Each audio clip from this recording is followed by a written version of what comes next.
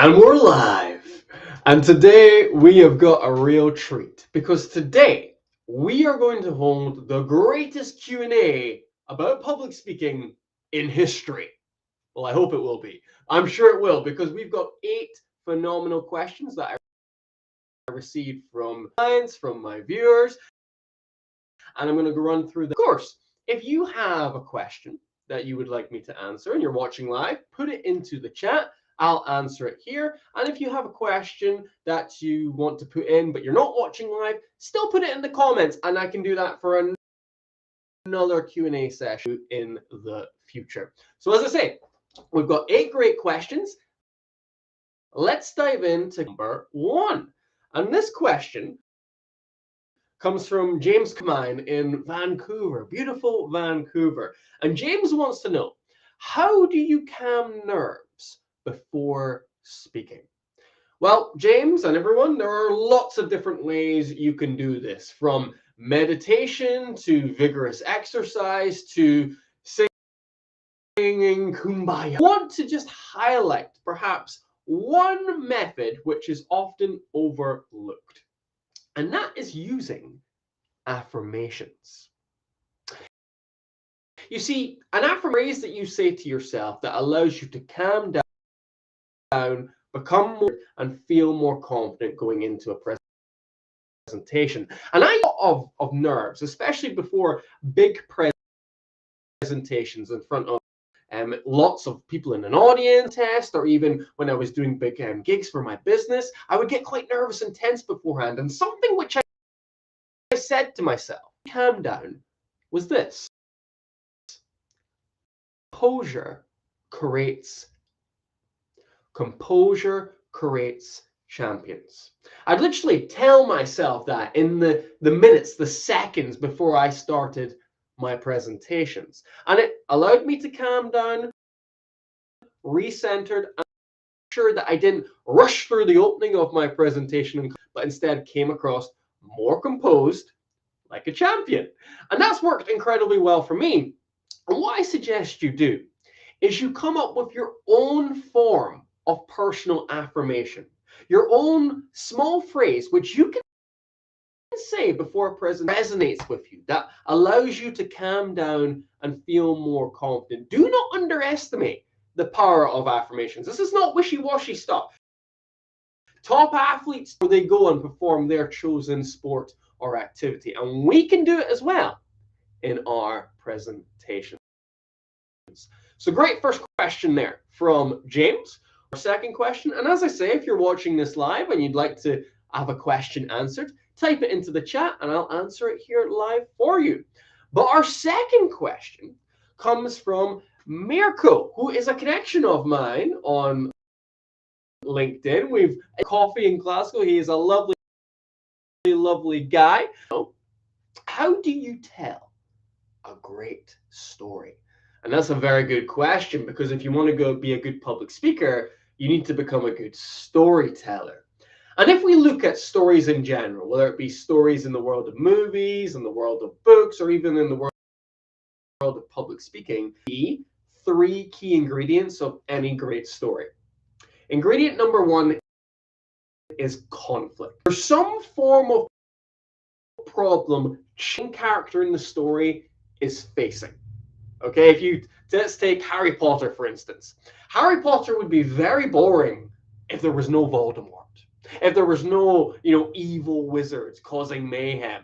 It's the conflict between Harry and Voldemort that gets us engaged and makes us want to keep watching 7 films in that particular case. So there's conflict present in some way in your story. It could be external, it could be someone causing a problem, or it could be internal. Maybe self-doubts, you having imposter syndrome. Things like this can also be the form of conflict in your story. The second key ingredient, crossroads moment. This is a moment where you make a key decision in your story. Run away from your conflict or run on your conflict. And that is a beautiful moment to describe to the audience, because it's something many people can relate to. At some point in our lives, we all have to make a key decision about a problem. And you talking about that, connect with your audience more. And then the third key ingredient is change. Once you have overcome that conflict, we need to hear about how you're changed or transformed. Because hearing about the benefits you have gained from taking on that conflict and overcoming you used to overcome it inspires us to use that, take that same path as you, to follow in your footsteps in many ways. So just on a high level, those are the three key things I would say makes a great story. Number one, conflict. Number two, crossroads. And number three, change. You can know them as the 3 C's of compelling storytelling. And Miracle, if you now, I think we might have someone in the chat who's typed something in here. It's Anna. Oh, fantastic, great to see you, Anna. We had a great time back in Prague at one of the Toastmaster conferences, I think back in June or July. Anyway, let's see what your question is. I work for a European space. I need to perform on big audiences in the next week during Space Week. That sounds very cool. There will be 2 to 3 of us on the stage. How do we work well together? Phenomenal question. And these presentations can be a little bit challenging because not just running the show yourself, you've got to rely on your dance partner, if you will, to perform at the right moments and at the right time too. The key thing I would suggest for you and the person you're going to be presenting with at the space conference is make sure you practice together.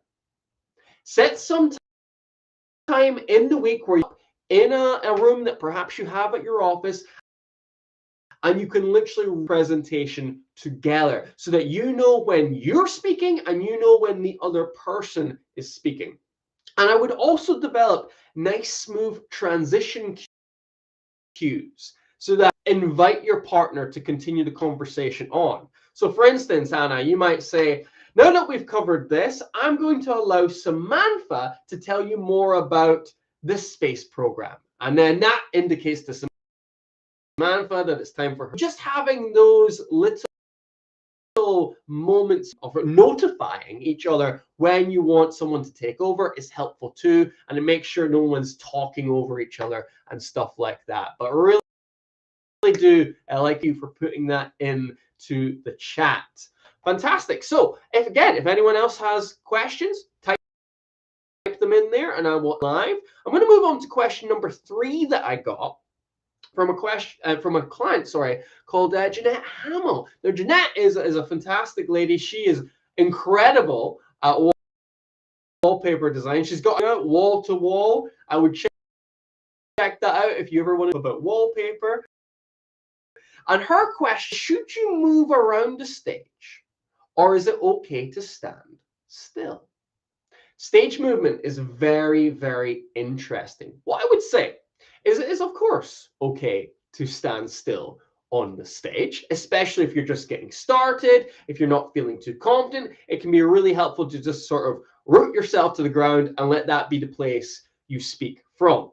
However, movement can take your presentation to the next level if you do it strategically. Purpose. So what does it mean?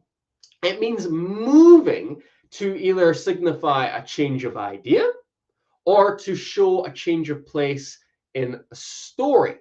So for instance, if I have 3 points I want to make, and this is my stage, I can make point 1 over here, I can make point 2 over here, and then point 3 in the middle. And what I've done is I've just created some separation between my ideas, and visually for my audience, they can see the difference between those 3 ideas as well. So that's very helpful. What you don't want to do is just be pacing around the stage back and forth like a caged tiger, because that can make people quite uncomfortable. So if you use movement strategically and with confidence, absolutely worth your time. If you don't feel quite confident to do that yet, standing on one spot with strong posture is absolutely fine. So thanks for that question there, Jeanette. Really do appreciate that. I'm going to look in the chat for a second again. But no problem, Anna. Hope that works out well. And yeah, glad you found that advice helpful there, Anna. Just saying thanks. So let's move on to question number 4. And this one comes from someone I'm a little bit familiar with. Emma Greer is her name. I think she does copywriting or something like that. I'm not sure. Anyway, Emma's question is how to recover from a heckle.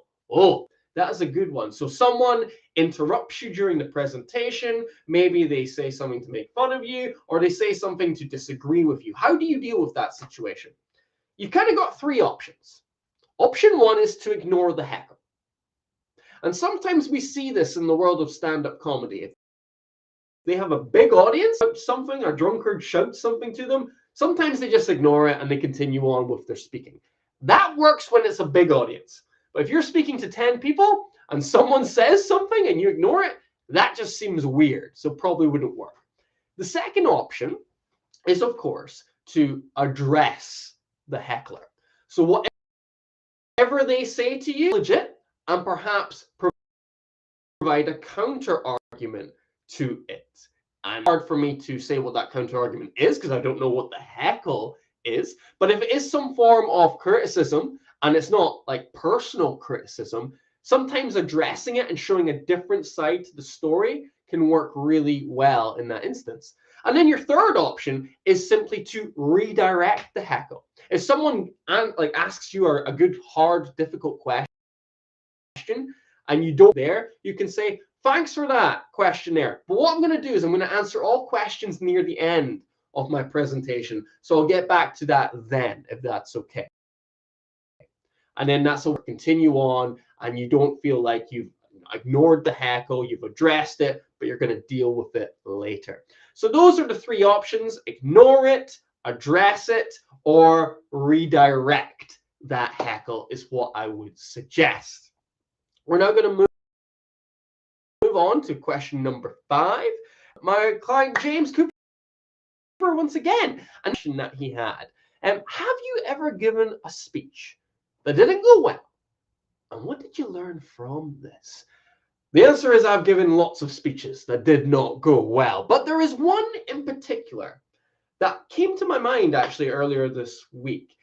And it was when I was very early on in my business, about 6 years ago. You see, when I first started Confidence by Design, I had the idea of not just teaching public speaking, but also teaching people how to be more confident in general, and also how to use productivity, how to be more productive. These like 3 tiers to my business: public speaking, productivity, and confidence. I thought I could teach it all. And I actually did get a speaking gig where I was teaching people how to feel more confident about themselves at a school. And not the kids like it, but it didn't, they weren't ignited. Back, I spent a lot more time just speaking at them instead of speaking with them. I wasn't interacting with them as much as I should have. I should have really made it more in the presentation instead of just listening to me speaking about different ideas around confidence. So I think there was 2 mistakes made there, James. Number one, I wasn't sure enough in myself about my information. I didn't have enough experience or confidence to speak about confidence, and therefore I shouldn't have done it. And secondly, I did not understand the value of making my presentation a 2-way conversation. And I didn't realize that I needed to actually get the kids to do more of the speaking than me. And therefore, I don't think it resonated in the way it should. People liked it as much as they should have, because they certainly didn't pay me until 6 months after, which was a real problem back then when I was first starting the business. So I think I just got it wrong. I think I got it wrong that day. But those are the 2 things I learned. If you're going to speak on a topic, make sure you're experienced and confident in it. And that's why I cut productivity and confidence from then on. And secondly, always try and find a way to make it interactive, especially if it's like, which it was in that particular occasion. Okay, again, if you've got any further questions, type them into the chat and I will be happy to answer. But another question here from someone who I've known very well in the world of LinkedIn, and that's Craig Curtis. He's also a Toastmaster, I believe. And his question is this: is public speaking a performance? Yes and no, Craig. Yes and no. Let me explain. Yes, because to hold of say 100 people, you cannot talk in the same way as you do in a one-to-one conversation.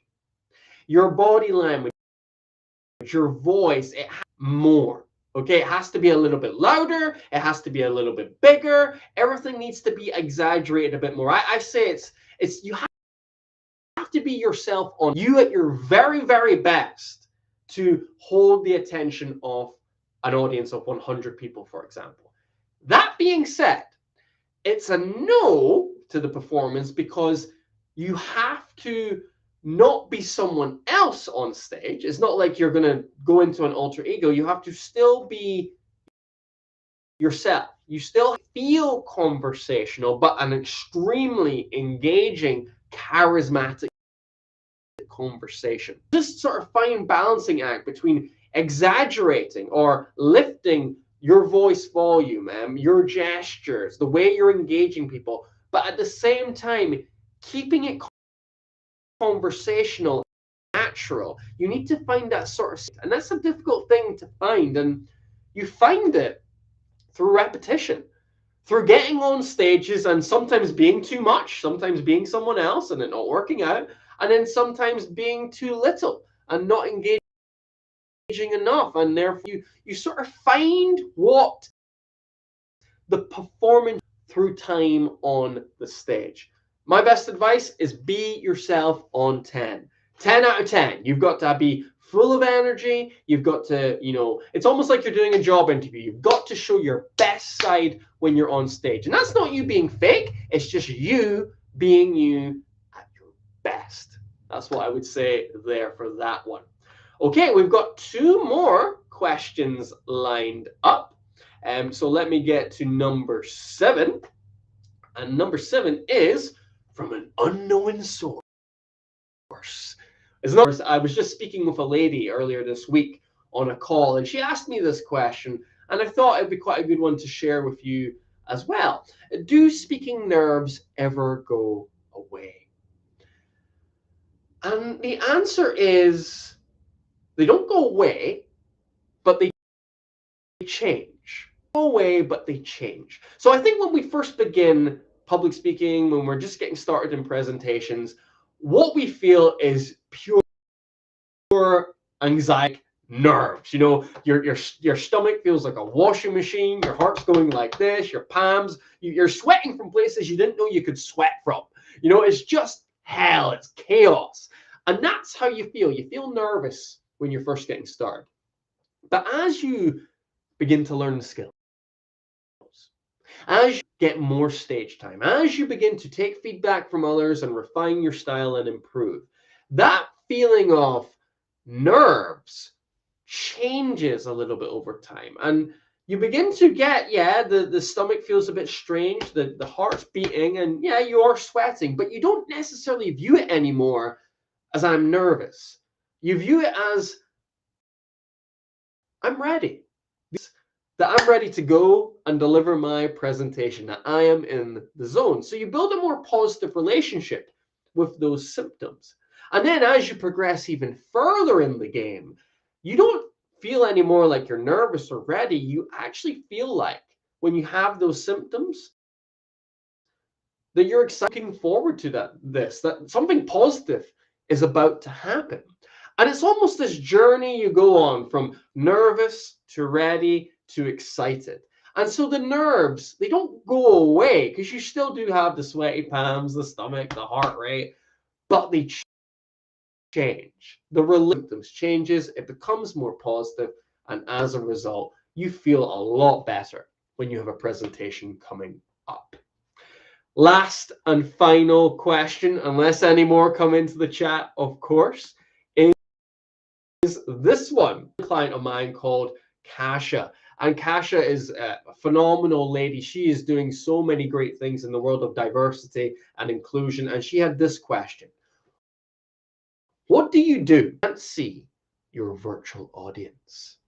What do you do if you can't see your virtual audience? So basically, this is a situation where everybody's got their cameras off in your audience. You can't see is their names. What do you do in that particular situation? Well, obviously, it's better for us as speakers if the cameras go on. So what I would do is, before this presentation, I would actually send an email out to all the attendees and say to be a very interactive session. So that you can get the best or the most out of it, please come in and make sure that your camera is on at all times. If you do that, the rates of cameras being 50% instantly. And then when you're in the session, you can remind people by saying, we're going to need all the cameras on today because this is going to be an extremely interactive session. So if you can, camera on now so that you can get the most out of this hour we have together. And if you do that, again, the camera rates of going on will increase probably by 40%. And then you're going to see some faces and so forth. So what you really have to do here, to boil it down, is you have to give people a reason to put their camera on. Give them a reason, they're far more likely to turn it on, and then make sure you back up that reason by making it interactive, by getting them involved, by cameras needed to be on for this particular presentation. If they still refuse to put the cameras on, think about using things like the chat to utilize that engagement a little bit more. But I would say if you give them a good reason, the cameras will go on. Fantastic. Well, I hope that has been a helpful 22-minute session. We covered 8 great questions. We also got a fantastic question in the chat from Anna. Really do appreciate that.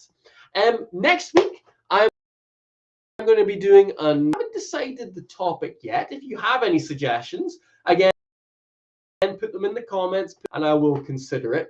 But I'm also going to move the time of these lives a little bit later in the day so that we have our US and Canadian friends involved in the session too. Above all, I hope this was helpful. I hope you've learned something, and I wish you the very best